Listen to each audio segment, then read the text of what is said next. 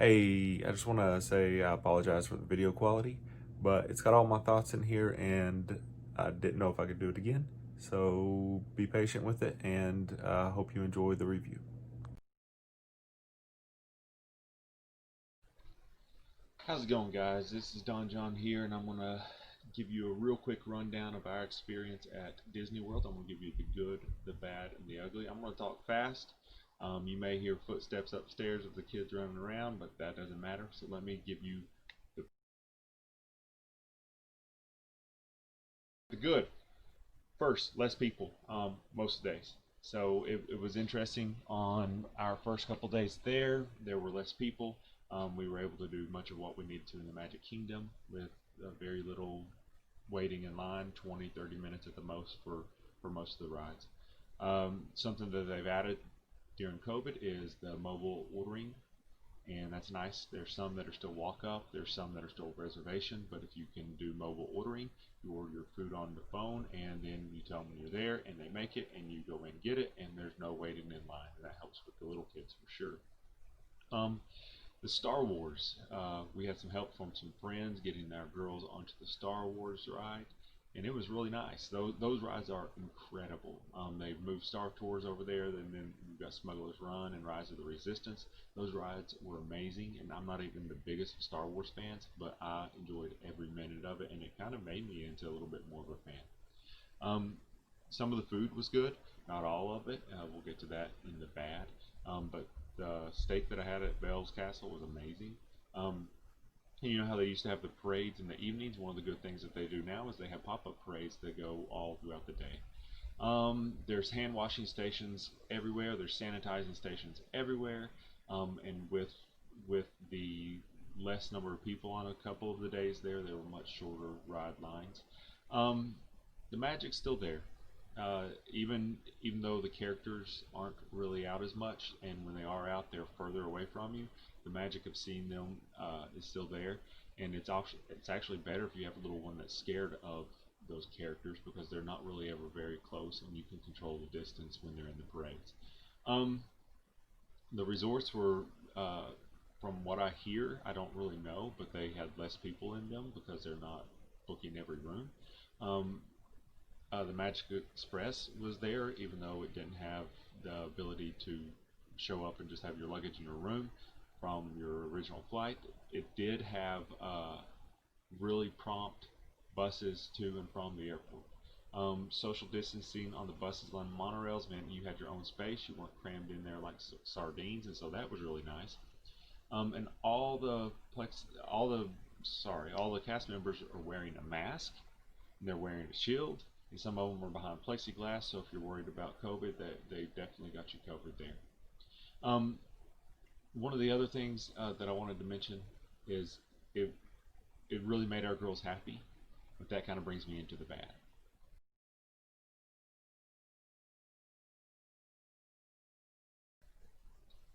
As happy as the girls were, we couldn't see the smiles on their faces because we were wearing masks.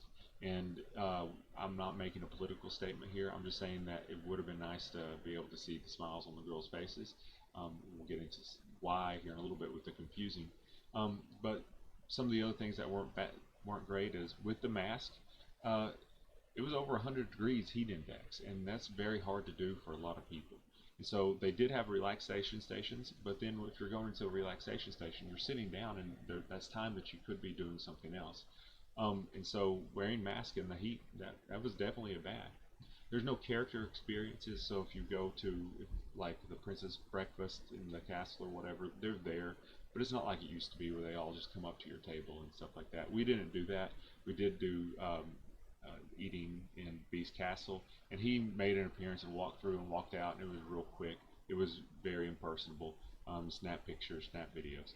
Um, Lots of standing in the sun for rides because of social distancing. As you'll see, there's these marks on the ground, and they're 6 feet apart, which is great. But because they're so far apart, the lines are 6 times longer in distance, not in people, but in distance. And so you're standing in the sun a lot. Uh, as I was as I was telling someone, the ride for Pirates of the Caribbean started at almost Splash Mountain, and that's a pretty long ways away. Um, let's see. The crowds on Thursday and Friday, they were a lot, even for this time of COVID. It was very, very crowded, 2 to 3 times the wait that we had on Tuesday and Wednesday. Of course, we were going into Columbus Day weekend. Um, the I mentioned earlier how the cast members are wearing masks and shields and they're behind plexiglass. Well, that kind of makes it hard to hear and talk to each other and order food and all that different stuff. And so you find yourself leaning around them or wanting to pull your mask down to talk, but you can't because they won't be happy with you.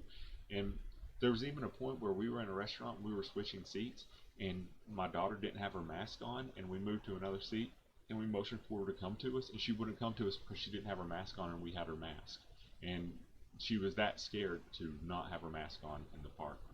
Um, Another bad, and this could go into the ugly if you wanted to, was the amount of people who were fighting about masks, either fighting about having to wear them to take a picture, or maybe they were it was just strange, and that's not the way I like Disney to be. There were people that were very upset about all different kinds of things. Um, let's see, and this one has nothing to do with COVID, but I'll never understand why with the reservation at Bell's Castle that my 10-year-old daughter can't order from the child's menu. Um, she's not going to eat steak. She's not going to eat the things that you have on the menu, and so we basically paid $67 for mac and cheese, and that's just a bad look no matter what. And it wasn't even really that good. So that's the bad. Let's see, did I miss anything here? Um, no. Let's get to the confusing. All right, so I'm not really in this to make a political statement. What I'm doing here is I'm just telling you from my experience of what I saw. Um, Social distancing and mask in the park, I feel like the purpose is defeated when you let so many people in, like we had on Thursday and Friday. Um, so let me explain it this way. Let's say it was 50% capacity, which I think it was more. You had about 30 to 40% of the restaurants shut down. You had a whole bunch of shops shut down, especially in Epcot, and you had no shows. And I think that's because of an Actors Guild thing. But when you have all that stuff shut down, you're limiting the spaces that people spread out into. You're taking away the things that they go and do. So you might have cut down the capacity to 50%, but you have put them in a smaller area, which means the social distancing and the ability to get away from people and to be further away from people wasn't there. So it was very confusing to say you have to have your mask up all the time unless you're over on the side eating or you're in a relaxation station, but then you cram people into a smaller amount of space. Um, the the other thing, I was very surprised at the number of people who were scared to be there. Like they were literally at Disney World in fear of getting COVID. And my question to them would be, why are you at Disney World if you're that scared of getting COVID? If I was going to go somewhere and I knew that there was a high likelihood that there would be strep throat there, um, I wouldn't go. And so the number of people who were there, it was kind of mind boggling. Let's see. And then the last thing is I'm very confused about why they didn't have fast passes. When you have these lines that are so long, 6 times longer in distance, not in people, but 6 times longer in distance, and you take away the ability to do fast passes, you're taking away the ability to make those lines shorter to have people not standing in the sun for the same amount of time. You can put the social distancing in the fast passes. You can even limit the number of fast passes that there are per hour, but there could still be fast passes, which would make the whole thing a whole lot better for everyone involved. So that's my impressions from a COVID visit to Disney. Um, and as I said, this changes over time. I saw someone's video where there was like nobody in the park, and that's when we made our decision to go, hoping that it would be like that. And come to find out, it was not. Um, so things may change, and here in a few weeks, it may be dead again, or it may be up to 70% capacity. I have no idea. But this is the Columbus Day weekend, and so that was our experience going into the long weekend. If you would, please do me a favor and hit that subscribe button and hit that like button and turn on those alerts because I'd love to share more information with you in the future. Maybe give you some Disney tips because we ran into some really good ideas. All right, I appreciate it. Thanks for taking the time, and I'll catch you later.